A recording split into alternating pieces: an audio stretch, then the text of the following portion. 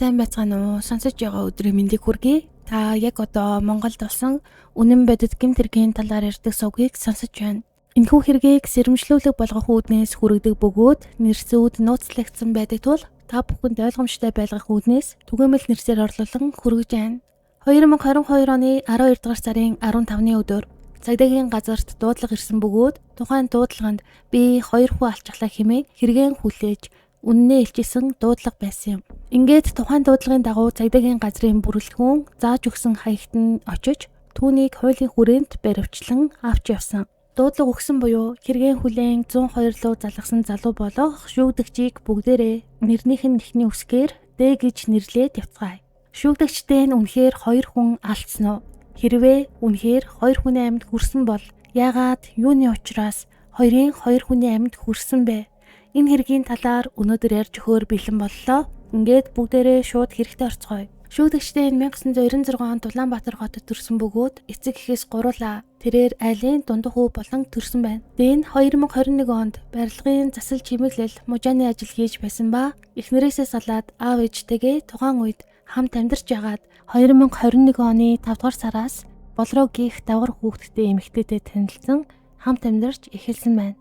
Шүүгдэгчтэй эцэг эхэн тодорхойлохдоо даруй төлөв их аймхай хүний үгээр буюу эцэг эхийн үгнээс зөрөөдөөдгөө танихгүй хүмүүстэй нэг их яриа хөрөө хийгээд байдаггүй дуу зөөнтэй хэмээн тодорхойлсон. Шүүгдэгчтэйгийн дуу цүүтэй байдаг шалтгаан нь гэвэл баг зэрэгээрч гацаж ярьдаг болохоор тэрнээсээ санаан зовоод хүмүүстэй нэг их яриад байдаггүй хэмээн эцэг эхэн түүний тухай ярьсан. Ингээд бүгдээрээ хэрэг болсон өдөрлөө явцгаая. 2022 оны 12 дугаар сарын 15-ны өдөр нийтийн байранд тайван амгалан нэгэн өдөр өнгөрч байсан юм. Ингээд 22 цагийн үед тухайн байранд амьдардаг нэгэн хөрш гэртээ орох гээд нийтийн байранд орж ирсэн. Тэгтэл 4 номерын хаалганы цаанаас эрэгтэй хүний хоолой лаарай авраарай хэмээн орилж байсан. Ингээд тэрээр гайхаад энд одоо хүн дуурайд байгаа болов гэж бодоод тухайн хаалганд төхөж очиход гаднаас нь цоочилсан маягтай байсан. Ингээд өөр нэгэн хөрш мөн энэхүү дууг сонсоод гарч ирсэн бөгөөд тухайн цоожийг татгаад цоож нь өөрөө онгоочсон. Цоожийг онгоосны дараа хаалгыг онгойлгоход нүрээрээ цус болсон баяраа гарч ирсэн ба өрөөний дотор өөр нэгэн эрэгтэй хөдөлгөөнгүй ухаангүй хэвтэж ээжээ. Үг амшигтай үйл явдлыг хараад тухайн нийтийн байранд амьдардаг хүмүүс 102 дугаарт дуудлага өгч нийтийн байрны эзэн болсон хүнд хил дуулахаар зарим нэгэн гэрчүүд нь явсан. Одоо бүгдээрээ энэ хэрэгээс азар амьд гарсан хохирогч буюу баярагийн мэдүүлгээ сонсъё. Баярагийн мэдүүлгийг сонссноор тухайн өдөр яг юу болсон талаар дэлгэрэнгүй мэдэх болно. Би тухайн хэрэг гардаг өдөр Талигач Мегагийн амь насыг хохироосон болон миний эрүүл мэндэд гэмтэл учруулсан Д гэж хүнийг хэрэг болохоос 2-3 жилийн өмнө хуваараа барилгын ажил хөдөлмөр эрхэлж яхад Дэн тухайн барилга дээр барилгын туслах ажилтнаар цэвэрлэгээний ажил хийж яхад нь гэр нь 5 буудалд байдаг гэж анх танилцж байсан. Тэрнээс хойш хэсэг хугацаанд холбоотой байж байгаад чимээгүй байж байгаад хэрэг болохоос өмнө 1 хоногийн өмнө буюу 2022 оны 12 дугаар сарын 14-ний өдөр Дэн Facebook хаяг руу найзын хүсэлт илгээсэн байхаар нь би хүлээн авч түүнтэй найз болоод над руу видео кол хийж над руу ярихдаа дүүнд ганцаараа байна. Эхнэр хүүхэд хувцас аваад явсан байна. Та хүрээд ирээч гэж ярьж байсан. Тухайн үед би ханы материалын эцэст үйл ажиллагаа явуулдаг авто угаалгын газар дугаагчаар ажиллаж байсан болохоор боломжгүй байна гэж хэлсэн. Тэгтэлдээ над руу байн залгаад хүрээд ирээч гэдээсэн юм. Ингээд би ажил дээрээ байрлаж ажилдаг байсан болохоор хоолоо хийж идэх гээд сууж байхад ажлын газрын хүний эхнэр нь нэрж цуг хонхоор болсон. Ингээд багтах боломжгүй болоод Д байн залгаад байсан болохоор түүнд за чи тэгвэл намайг гэрээд авчих. Би өөрөө очих боломжгүй байна гэхэд Дэн за гэж хэлээд миний ажиллаж байсан авто угаалга дээр Дэн баг зэргийн халамцсан байдалтай такситэй ганцаараа ажлаас ирж аваад тухайн хэрэг болсон газар болох шар адны эцэст байх нийтийн байранд явж очсон. Ингээд Дэбит 2 нийтийн байрны түүний төрөслийн амьдардаг их өрөөнд явж ороход хэн нэгэн хүн байгаагүй. Дэ надад хэлэхдээ эхнэр намайг юмд яваад ирэх хооронд хүүхдээ өөрсдийнхөө хувцснуудтайгаа аваад явсан байна гэд ойр зуурын зүйл ярьж байсан. Бит 2 ороод Дэгийн ууж байсан гих 0.33 литрийн савлгаа бүхий хараа нэртэй архийг талаас доош ортол уугаад үлдээсэн байсныг хувааж уугаад цаг нэлээд орой шөнө дунд болсон байсан болохоор дахиж арх нэмж уулгүйгээр Дэн надад өрөөний хананд байрлуулсан байх хар онгийн буудан дээр ор засаж өгөөд өөрөө газраар ор засаад унтаж амарцгаасан. Маргааш өглөө нь буюу 2022 оны 12 дугаар сарын 15-ны өдөр Дэвид хоёр өглөө босоод гэрээг цэвэрлэж эмэг цэгцтэй болгоод байж байтал Дэн би гарчгаад ороод ирээгээд хэсэг хугацаанд гарсан. Энэ хооронд би гэрт нь байж байсан юм. Дэн гаднаас орж ирэхдээ би Мега ахтай холбогдоод цаадах чинь ирэхээр боллоо гэд гэрээ зааж өгөөд Меган ирэхээр болсон байсан. Ингээд бид хоёр түүний гэртээ жахад Меган үдээс хойш яг хэдэн цаг гэдгийг мэдэхгүй байна. Дэ Мега гэрсэн байна. Би гараад тосож дагуулад ороод ирээгээд гараад явсан. Удалгүй гаднаас Мега болон Дэнер орж ирсэн. Орж ирээд бид гурав ярилцаж байгаад арх ухаар болоод Дэ Мега хоёр гарч дэлгүүрээс арх авахаар гарахт нь би гэрт нь ганцаараа үлдсэн. Ингээд тэр хоёр орж ирэхдээ хоёулаа нэг шил 0.75 литрийн савлгаатай хараа нэртэй архийг авсан байдалтай орж ирээд бид гурав тухайн архийг хувааж угаад сууж байхад би өглөө тогоонд чансан байсан махыг гаргаж жижиглэж хөшөглөөд ширээн дээр тавиад архиа ууж байхдаа махаа идээд бид гурав авсан архиныхаа эхний шилийг нь ууж дуусгаад дараагийн архийг задалж угаад бид гурав ээлжилж угаад сууж исэн. Ингээд анханасаа Дэн арх ууж байхад талигааж бид хоёртой нэг их юм ярихгүй гар утсаараа хүнтэй тэр хүндээ яриад байсан. Яриан дундаа бутнаад нэгэндээ гомдлоод байгаа ололтой зүйл яриад байсан. Талигааж бид хоёр яриан дунд нь ороогүй хоорондоо ойр зүрийн яриад архиа ууж угаад сууж исэн. Ингээд тухайн хоёр дахь шилтэй архийг уугаад талдаа ороогүй байж байхад Дэ утсаараа ярьж дуусаад нэг царай нь хувьсгээд сонин царайтай болчих шиг болсон. Тэгээд би нэг их тоогоогүй Мега бид хоёр ойр зүрийнхэн зүйлийг яриад сууж байхад Дэн миний хойно талд зогсож байсныг санаж байна. Гинэт миний толгойн ард дагц хэсэгт архины шилээр цохиод шил хагарсан. Ингээд би доошоо тонгоогоод сууж байхад дахин ууж ясан архитай шилээр анх цогсон газар дахиж нэг цохиход тухайн архитай шил хагарсан. Тэрнээс хойш ямар үйл явдал болсон талаар мэдээгүй. Ингээд би хэдийн хугацаанд ухаан алдаж хөвцөн талаар мэдээгүй. Ухаан ороход өрөөнд дотор харанхуй болсон байсан. Тэгээд би мөлхөөд өрөөний хаалгыг онгойлгох гээд түлхэхэд гадна талаас нь цойжилсан байдалтай онгоохгүй байсан. Тэгэхээр нь би хан тэмтэрч босоод өрөөний гэрлийг асаасан. Гэрлээ асаагаад өрөөний хаалгыг нь хөлөөрөө хүчтэй өшгөлсөн чинь хаалга онгоосон. Тэгээд намайг хаалга онгойлгоход цаана нь тухайн байрны оршин суугч болох эрэгтэй эмэгтэй хоёр хүн байсан. Тэгэд би тухайн хоёр хүнд цагдаа дуудаарай гэж хэлсэн. Тэгтэл тухайн эрэгтэй эмэгтэй хоёр хүний эрэгтэй нь таны хоолгоноос цус гараад байна гэж намайг дээш болгоход Мега өрөөний гол хэсэгт парны харалтаа доошоо орсон байдалтай ухаангүй хөдлөхгүй хөвтөж байсан. Тэгэд би тухайн эрэгтэй хүнд манай найз тэнд байгаа очиод хараад өгөөч гэж хэлсэн чинь эрэгтэй талигач дээр очиод эргээд хүрээд ирсэн. Надад нас барсан талаар хэлээгүй. Удалгүй гаднаас цагдаагийн албан хаагч нар орж ирсэн. Тэгээд тухайн үед юу болсон байгааг ухаан санаа орж ирээд гараад исэн. Тэгээд удалгүй түргэн ирээд намайг түргэний машинд суулгаж исэн. Ингээд ухаан балартаад удалгүй эмнэлэгт тесэрсэн. Тухайн хэрэг гардаг өдөр нийтийн байрны өрөөнд Дэ болон талигач Мега бид гураас өөр хин нэгэн хүн байгаагүй. Миний биед учирсан гэмтлийг 2 удаа архины шилээр Дэ зогсон. Өөрөөр нүүрэнд болон хоолойнд учирсан гэмтлийг хэрхэн хэн учруулсан талаар надад мэдэх зүйл байхгүй. Тухайн өрөөнд чансан махыг хөшгөлсөн ногоон иштэй жижиг заазуураас өөр хутганы төрөлтэй зүйл байгаагүй. Тэрүүгээр л нүүр болон хоолойд зүсэгдсэн шархыг учруулсан гэж бодож байна. Би тухайн хэрэг гардаг өдөр буюу 2022 оны 12 дугаар сарын 15-ны өдөр цэргийн төв эмнэлэгт дөрвөн тусламжаар хүрэгдэж хөвтөн эмчлүүлж яагаад 12 дугаар сарын 29-ны өдөр эмнэлгээс гарч гэрээрээ эмчилгээ хийлгэж байна. Одоогоор толгой байн хөвдөж байна. Зүсэгдсэн шархнууд нь сорвжиж эдгэрсэн байгаа. Би талигач Мегатай маргаж муудалцсан зүйл байхгүй.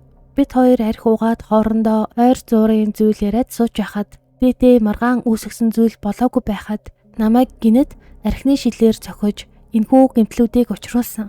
Дэн миний толгой руу архины шилээр цохихоос өмнө талигач Меган миний өдөөс хараад газар сууж ясан. Тэгээд намайг эхлээд цохиход талигач Меган өдөөс хараад сууж байсан. Удалгүй дахиж 2 дахь удаа архины шилээр цогсон. Бид гурийн хооронд муудалцаж маргалдсан зүйл огт байгаагүй. Дэн бид хоёртой харилцаа үүсгэж яриа өрнүүлээгүй. Гар утсаараа л яриад суугаад исэн. Арх хийж өгөхөөр уучгаад утсаараа яриад л исэн. Ингээд утсаараа ярьж дуусаад намайг толгой руу архины шилээр цохиж эхэлсэн. Би цэргийн төв эмнэлэгт очин хэвтэж эмчлүүлсэн цагаас хойш өнөөдрийг хүртэл хугацаанд эдийн засгийн хувьд хохирол учирсаар байна. Цаашид гарах хохирол бүрийг баримтаар гаргаж өгч нэхэмжлэнэ. Болсон асуудалд гомдолтой байна. Асуудлыг хуулийн дагуу шалгаж шийдвэрлэж өгөхийг хүсэж байна хэмээн мэдүүлэг өгсөн. Шүүдэгчдээ ийм амар хэрэг хийснийхээ дараа хэрэг үйлцэн газраа орхин шууд ээж аав дээр очсон байгаа юм. Ингээд Дэгийн аавын мэдүүлгээс та бүхэнд хүргэе. Тэрээр дараах мэдүүлгийг шүүхийн хэлцүүлэгт өгсөн. 2022 оны 12 дугаар сарын 15-ны өдрийн орой 23 цаг 40 минутын үед манай дунд хүүдээ согтоо орж ирээд би 2 хүн алчглаа гэд уйлаад ахаарна. Эхнэр бит хоёр итгээгүй.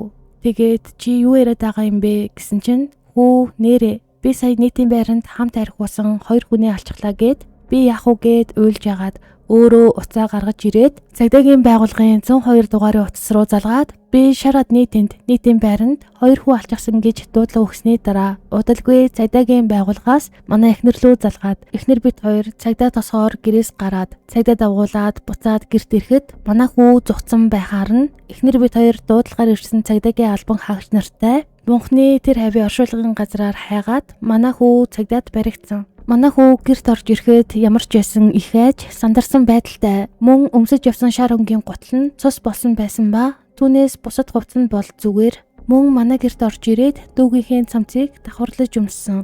Түүнээс хувцас бол солиогүй. Би өөрөө 3 хүүтэй. Дэ бол миний дундх хүү. Багасаа л ширүүн дөрвөн замтай насан туршаагүй байхдаа бас хүү амны хэрэгт холбогдож 2 жилийн тэнцэн ял авч яасан. Доктортой гэр бүл байхгүй, ганцаараа л нийтийн байр түрээсэлж амьдардаг тийм л хүүхэд. Одоогоос 9 жилийн өмнө 8 дугаар анги төгсөөд хүний толгой руу чулуугаар цохиж, амь насыг нь хохироосон гэмт хэрэгт шалгагдаж, насанд хүрээгүйгээд 2 жилийн тэнцэн ял авч ясан хэмээн мэдүүлэг өгсөн. Харин шүүгдэж Дэгийн тухай түүний төрсөн ах нь дараах мэдүүлгийг өгсөн.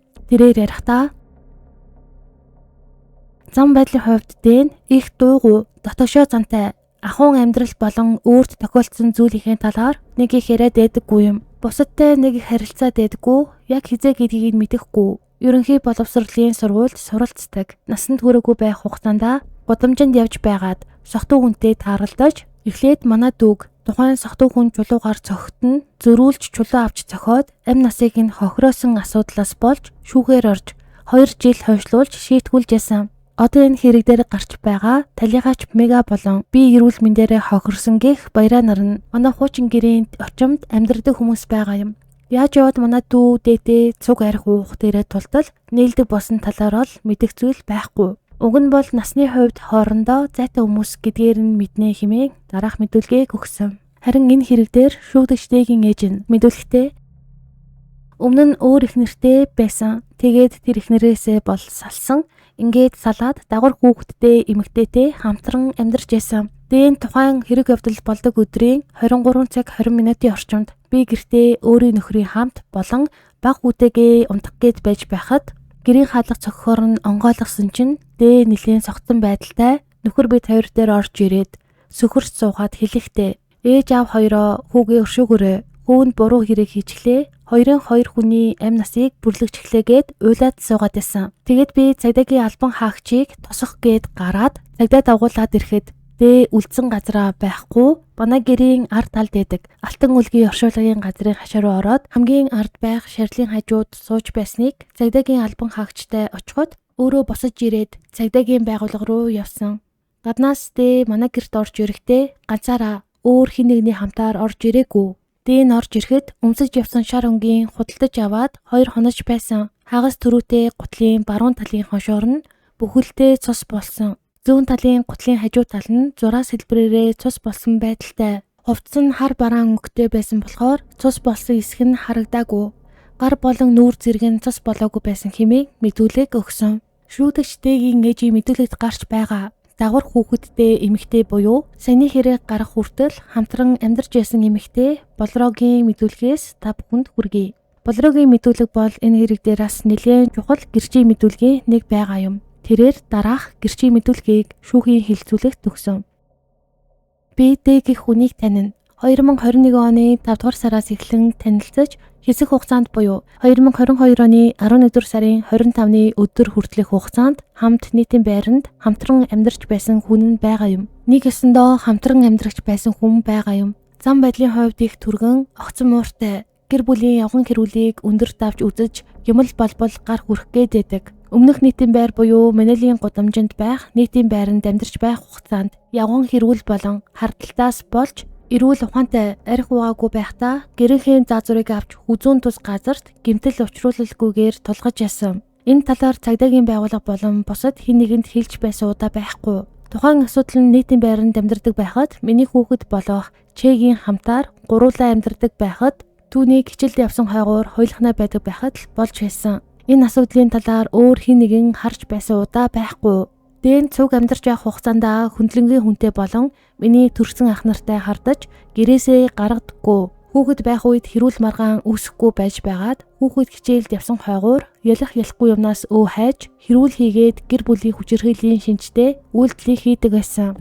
Дэн тамхи татдаг, ариг сотруулах ундааны зүйлийг үе хэрэгэлдэг хүн байгаа юм. Ариг сотруулах ундааны зүйл хэрэгэлсэн үедээ хутга мэсний төрөлгийн зүйл барьж айлган сүрдүүлж байсан. Арих уусан үедээ бол өөрөө өөртөөгөө юм яриад суух, дэмэр их, намайг өөр хүн мэтээр алан шулна гэж ярьдаг боловч зодож цогтгүй. Эсвэл хажууд нь хутга мөсний төрөлтэй зүйл байвал хутга аваад ширээ болон бусад эд зүйл рүү зоож юм уу авах зэрэг үйлдэлийг гаргадаг болохоор миний зүгээс хутга мөсний төрөлтэй зүйлийг арих уусан үед нь нуучдаг юм.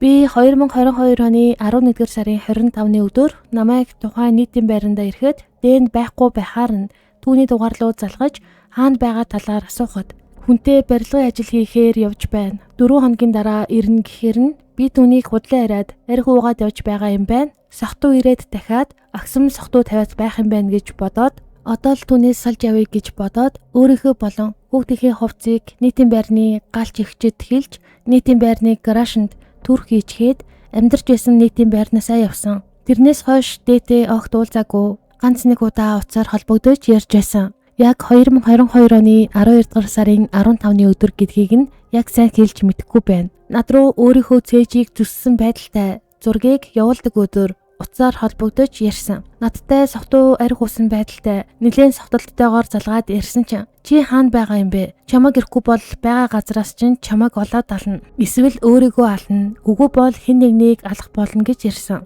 Дараа нь миний Facebook хаяг руу өөрийнхөө Facebook-ээсээ залгаад дахаар нь аваагүй таслаад байсан чинь над руу өөрийнхөө цээж хэсгээ зүссэн байдалтай зургийг явуулсан. Мөн дээрээс нь би чамайг ирэхгүй бол одоо өөрийгөө ална. Эсвэл чамайг хаана байгаа газраас чинь олж ална гэх бүхий загтал явуулсан. Удалгүй бичлэг хэлбэрээр дүрс бичлэг явуулсан байсныг нь би яагаад харж чадаагүй шууд устгасан. Одоо тухайн зураг болон бичлэг загтал харилцаа зэрэг нь надад байхгүй. Тухайн үедээ айгаад бүгдийг нь устгасан.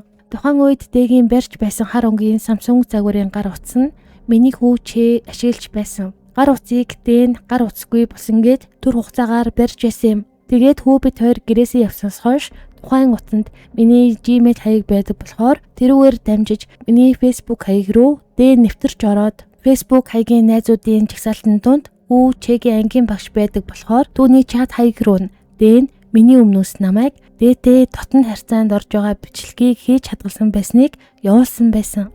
Тэрнээс болж хүүгийн багш нь над руу холбогдож таны хаягаас миний чат руу бичиг ирээд байна. Энийг хэн явуулаад байна гэж хэлэхээр нь дэг явуулсныг мэдэж түүнтэй маргаж мессеж бичсэн. Багш хэлэхдээ тухайн хэрэг явдлын шинжтэй бичлэг ирсэн гэж хэлээгүй. Зөвхөн бид хоёрын дотн харьцаанд орж байгаа бичлэгийг явуулсан хэмээн гэрчийн мэдүүлгийг өгжээ. Тэгвэл энэ аимшигт халдлагын дараа шинжижэд яг юу тогтоосон бэ? Одоо шүүх шинжилгээний ерөнхий газрын дүгнэлтийг үндэслэн Талигаач Мега болон амьд үйлцэн хохирогч Баярагийн биед учирсан гэмтлийн талаар хүргэе. Мегад учирсан гэмтлийг шинжээчид задлан шинжилж үзэхэд түүний биед маш олон тооны хүнд гэмтэл учирсан тогтогджээ. Хамгийн ноцтой нь хүзүүндээ гүн зүсэгдсэн шархаавч төвөнхийн мөгөөрсөн хүртэл гэмтсэн байлаа.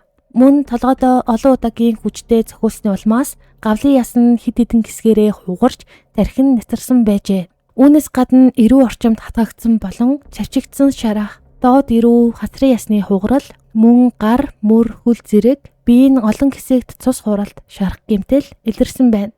Шүүхийн шинжилгээгээр эдгээр гэмтэл нь хур зэрэгтэй зүйл болон мохоо биетээр олон удаа цохиж, зүсэж, хатгасны улмаас үүссэн гэж дүгнсэн. Мөн шинжээ чимжийн тайлбарласнаар хэргийн газраас хураагдсан хар ирштэй заазур болон гурилын элдвэр, модон, талигаачид учирсан зарим гэмтлийг үүсгэх боломжтой эд зүйлс байсан хэмээн үздэн. Өөрөөр хэлбэл зөвхөн нэг зэвсэг биш, хэд хэдэн төрлийн эд зүйл ашигласан байх магадлалтай хэмээн үздэн. Шүүх химийн шинжилгээгээр мегагийн цуснд 3.8 промил спирт илэрсэн нь хүнд зэргийн сотолтой байсан хэмээн үздэн. Архины нөлөө хүн бүрт өөр өөрөөр илэрдэг учраас талигаач тухайн үед ямар хэмжээнд эсэргүүцэл үзүүлэх боломжтой байсныг яг таг тогтоох боломжгүй хэмээн хэлсэн.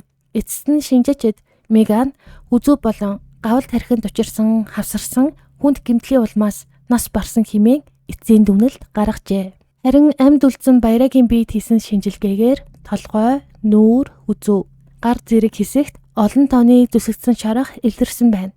Эдгээр гэмтэл нь хурц эрттэй зүйлээр олон удаа цохиж зүссний улмаас үүссэн бөгөөд хөнгөн зэргийн гэмтэл гэж тогтоосон. Гэмтэл нь эдгэрсний дараа хөдөлмөрийн чадварт байнгын нөлөө үзүүлэхгүй гэж шинжээчид дүгнсэн. Үүнээс гадна мөрдөн шалгах ажиллагааны явцад хийсэн бусад шинжилгээнүүд дээг энд хэрэгт шууд холбож яасан. Юуны өмнө түүний гарын хээг шалгахад цагдаагийн байгууллагаас авсан дээгийн гарын хээ шинжилгээнд бүрэн тэнцсэн байна. Харин хэргийн газраас илрүүлсэн гарын мөрүүдийг харьцуулан шинжилэхэд өрөөний хаалганы гадна талаас бэхжүүлсэн нэг гарын мөр дээгийн зүүн гарын алганы хээтэй бүрэн тохирсон хэмээн дүгнэлт гарсан.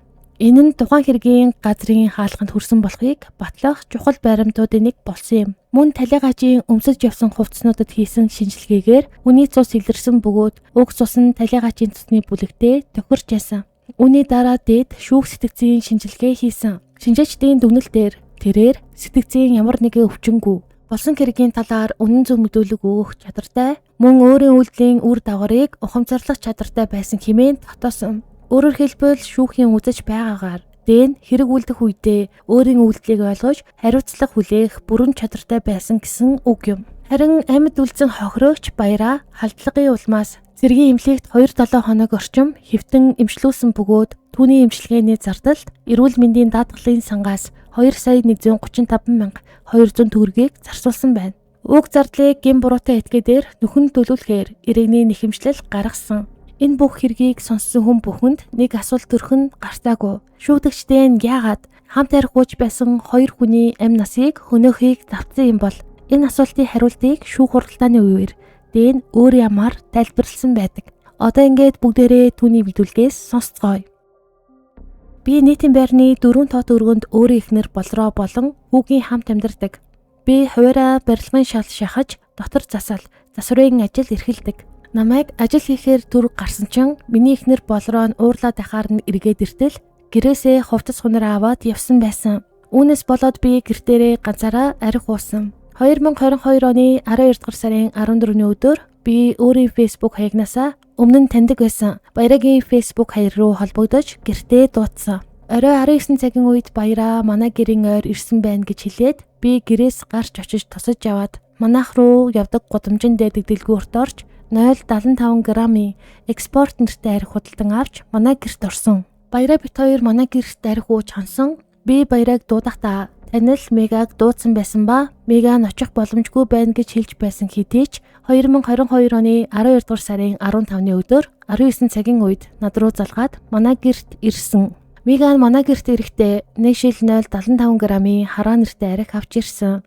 Баяраа бит хоёр мега гэрэхэд арх уусан байдалтай байсан ба бид 3 мегагийн авч ирсэн архийг хувааж жуусан. Би мега гэрхээс өмнө дэлгүүрээс 1.075 грамын хараа нэртэй арх авсан байснаа мөн хувааж жуусан.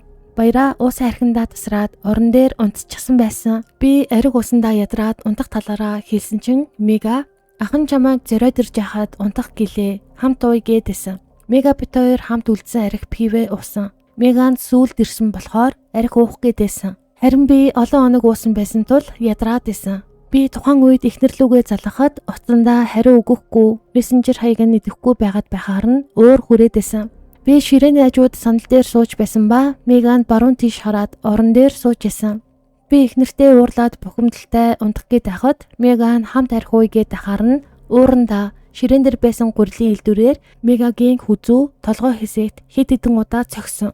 Мега надад цохиулаад хойшоо орон дээр дээш хараад унахад би ширээн дээр мах идээд ил тавьсан байсан. хар ирштэй жижиг заазуурыг аваад Мегагийн хүзүүний урд хэсэгт 2-3 удаа зүссэн. Мегагийн хүзүүнээс нь маш их цус гарч хүзүүгээ 2 гараараа бариад хажуу тийшээ унахаар нь би үргэлжлүүлж хүзүүний ар хэсэгт нь 1-2 удаа заазуурын эртний хэсгээр цавцсан ба тухайн үед энэ хоёрыг зүгээр л ална гэж бодоод өрөөний баруун талын орон дээр унтаж байсан. Баярагийн толгой хэсэгт гурилын элдвэр модоор цогсон чинь баяраа босоод ирэхээр нь гурилын элдвэрээр дахин 1 удаа цогхоход буцаад газарт унахад би ширээн дээр байсан архины шилийг авч баярагийн толгой хэсэгт нь 1 удаа цогхоход шил хагархаар нь би өвчлээ гэж бодоод гадуур хувцас өмсөд өрөөнөөс гараад хүн мэдэхгүйгээд хаалгыг нь гаднаас түвжээд шууд аавын гэрт очив.